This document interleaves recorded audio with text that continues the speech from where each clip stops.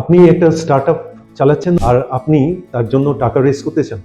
যদি চান তাহলে কিছু জিনিস জানা খুব প্রয়োজন। আমরা যদি কোনো ইনভেস্টর থেকে টাকা রেজ করি, একটা জিনিস আছে যেটাকে আমাদেরকে সবসময় খেয়াল রাখতে হবে বিফোর আমরা সেই টাকা রেজ করি ইনভেস্টর থেকে, সেটা হচ্ছে টার্ম শিট। টার্ম শিট জিনিসটা কি, যে আপনি কি কি কন্ডিশনসের মাধ্যমে এই টাকাটা রেজ করছেন সেই ইনভেস্টরের থেকে।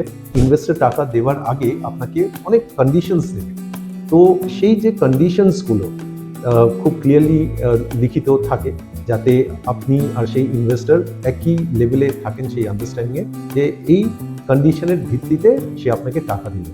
সুতরাং যখনই আপনি টাকা রেজ করবেন, এটা এনশিওর করবেন যে সেই টার্ম শিটের প্রত্যেকটা কন্ডিশনকে খুব ভালো করে যেন আপনি বুঝেন, আর সেই বুঝে তবেই যেন আপনি সই করেন সেই টার্ম শিটে।